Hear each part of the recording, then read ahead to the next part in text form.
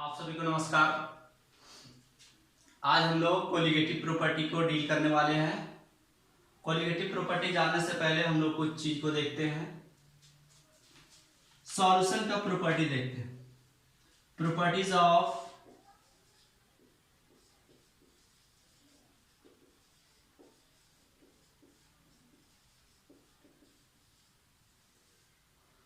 Solution की हजार तरह की प्रॉपर्टी होती है।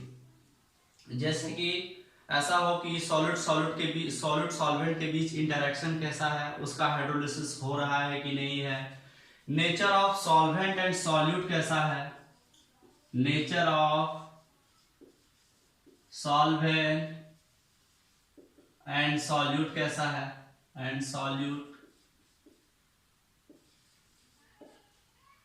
नेक्स्ट हम लोग देख सकते हैं amount of solvent, amount of solute and solvent.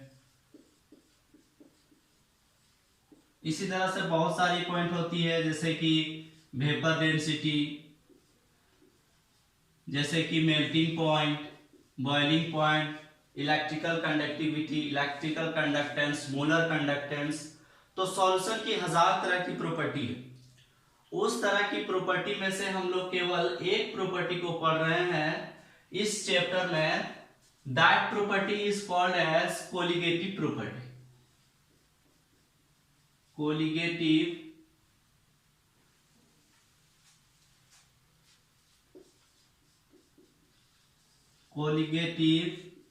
Property.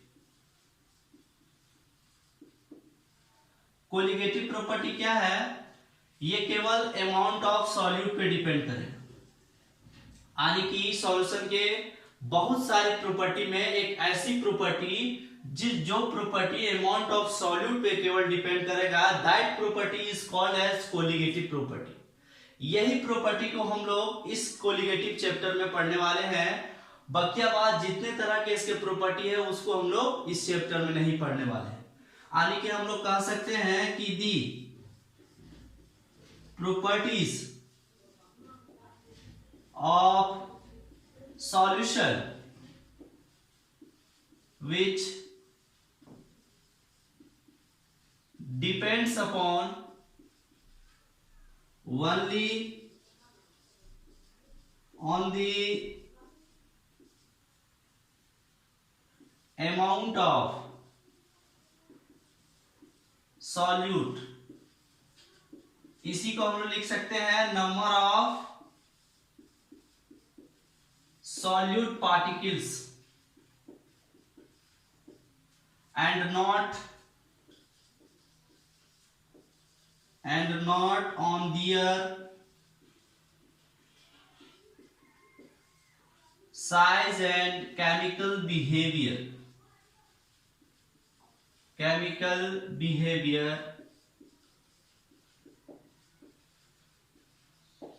is called colligative property. Colligative properties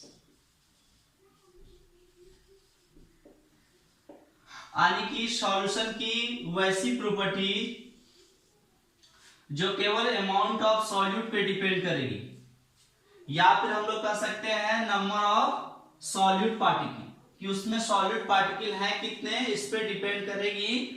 and not on their size and chemical behaviour, ना ही उसके साइज पे डिपेंड करेगा और ना ही उसका बिहेवियर कैसा है केमिकली वो डिपेंड करेगा। That property is called as colligative property.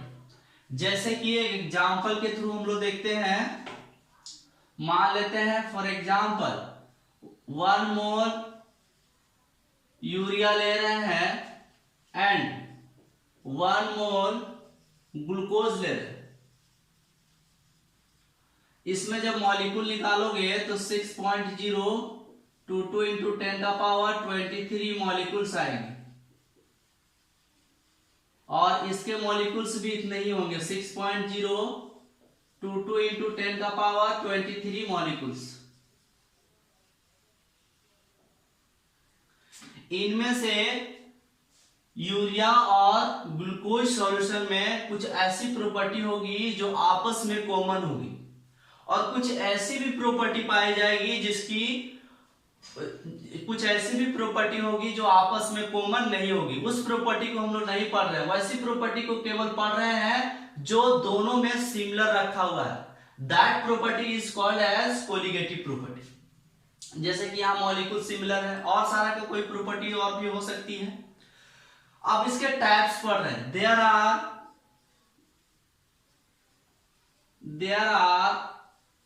4 colligative property. There are 4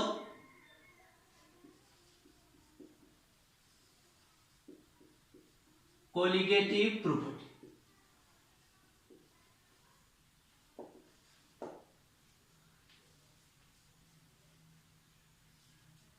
6.022 into 10 का पावर 23 मॉलिक्यूल्स।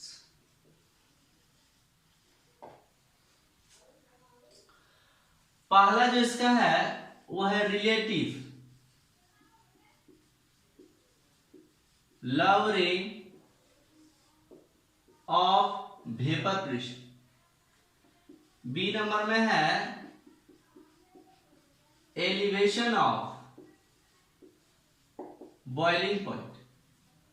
सी नंबर में है डिप्रेशन ऑफ फ्रीजिंग पॉइंट, और लास्ट नंबर है osmotic pressure.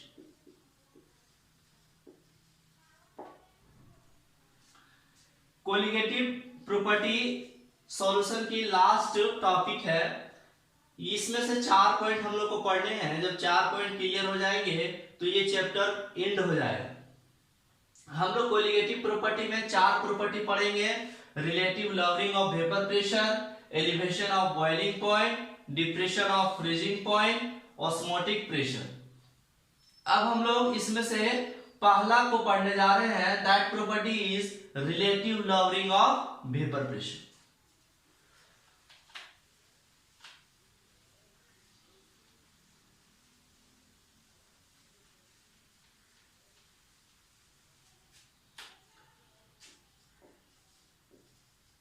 Relative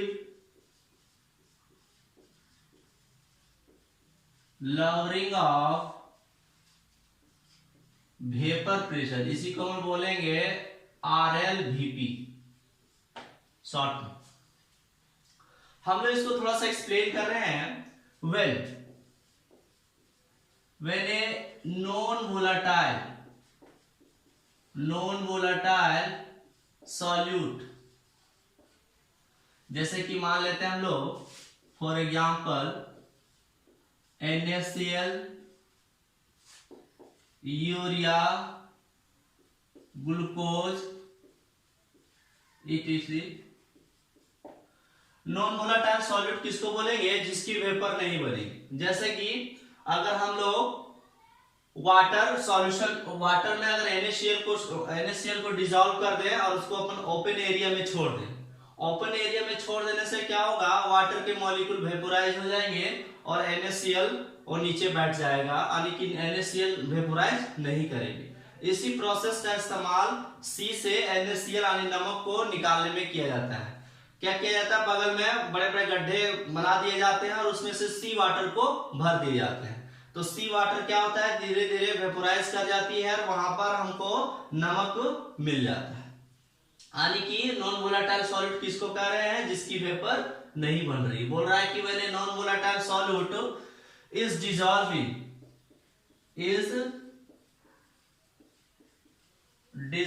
in water या फिर any other solvent, the vapor pressure of solution becomes lower than diet of pure solvent. इस line का क्या मतलब है कि vapour pressure of solution less than vapour pressure of pure solvent, इसका ये मतलब हो यूं रहा है कि अगर मैं यहां पर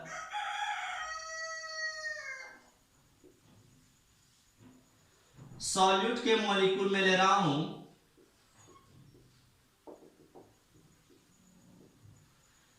यहां पर वेपर बनेगी। वेपर बनने के बाद एक इक्विलिब्रियम जब कंडीशन आएगा तब यहां पर ये वेपर प्रेशर लगाने वाला है। मैं इस वाले को बोल रहा हूं vapour pressure of pure solvent और इसको मैं बोल रहा हूं PA नॉट। जब इसमें से हम लोग नॉन वोलाटाइल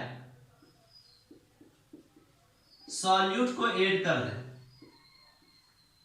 तो नॉन वोलाटाइल सॉल्यूट को जब हम लोग ऐड करेंगे तो नॉन वोलाटाइल को सॉल्यूट को ऐड करने से ऐसा होगा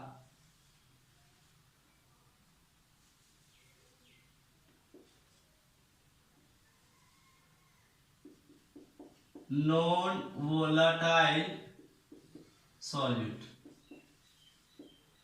इसको जब हम लोग ऐड करेंगे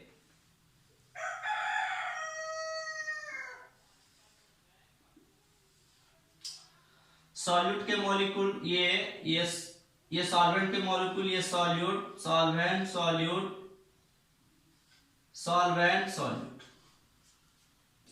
यहां पर जब वेपर बनेगी उस समय इसका हम लोग वेपर प्रेशर मेजर कर लेंगे। Suppose vapour pressure of solution is equal to PA। अब ऐसा होगा कि यहां पर ज्यादा वेपर बनेगी, इसलिए चूंकि यहां पर ज्यादा सरफेस एरिया अवेलेबल है, तो जितना ज्यादा सरफेस एरिया अवेलेबल होता है उतने ही वेपर बनना चाहती है। यहां पर ऐसा हो रहा है कि इस सॉल्वेंट के मॉलिक्यूल वेपर बन रहे हैं, लेकिन ये जो सॉल्यूट के मॉलिक्यूल जो नॉन वोलाटाइल है वो सरफेस एरिया को ब्लॉक करके रखी हुई है। तो यहां से जो भी मॉलिक्यूल वेपर बन के उठेगी वो यहां पे ऊपर जा नहीं पाएगी। ऐसा क्यों हो रहा है? Due to lesser surface area is available for evaporation। ऐसा क्यों रहा है? क्योंकि इसको कम सरफेस एरिया मिल रही है एवापोरेशन के लिए। ये जो स्मॉल मॉलिक्यूल है मैं इसको सॉल्वेंट बोल रहा हूं और ये लार्ज जो थोड़ा सा मैंने दिखाया है उसको मैं सॉल्यूट बोल रहा हूं। यहां पर लेसर सरफेस एरिया होने के कारण इसकी वेपर कम बनेगी, यानी कि मैं कहूंगा कि PA not is greater than PA। अब ऐसा क्या कारण है कि यहां पर इसकी सॉल्यूशन की वेपर प्रेशर कम हो रही है, उसको अपन डील कर रहे हैं।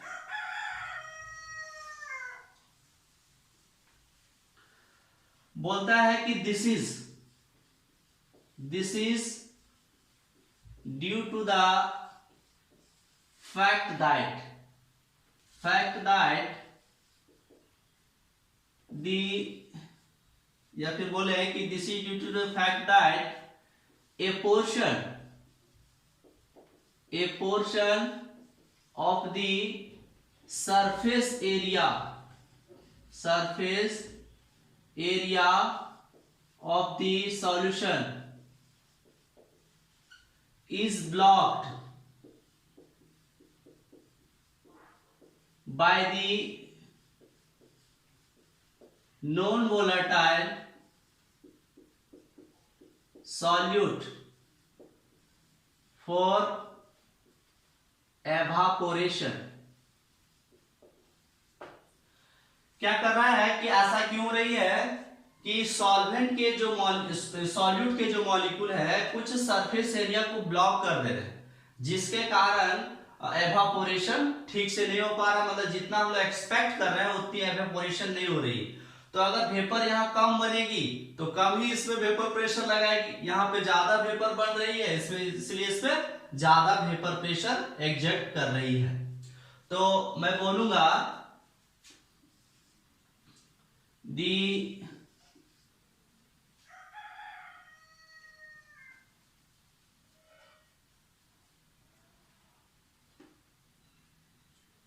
ऐसा मैं लिखूं कि Pa naught minus Pa, this is relative, sorry this is lowering in vapour pressure, lowering in vapour pressure. यानी कि मैं बोलूं कि the vapour pressure of solution becomes lower than that of pure solvent. It is called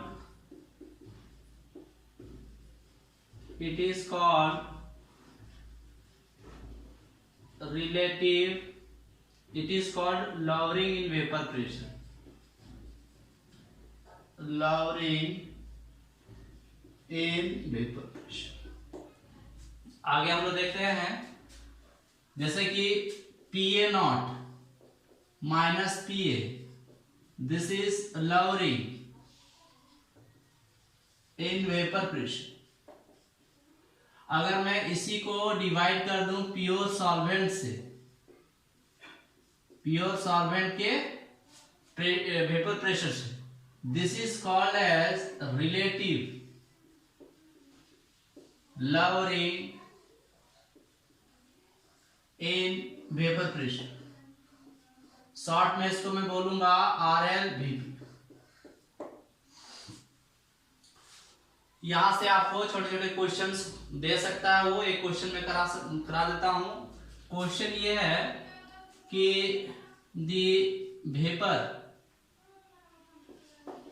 vapour pressure of water at 24 या फिर ऐसे में बोलो 25 degree centigrade is 776 torr and the vapor pressure of solution is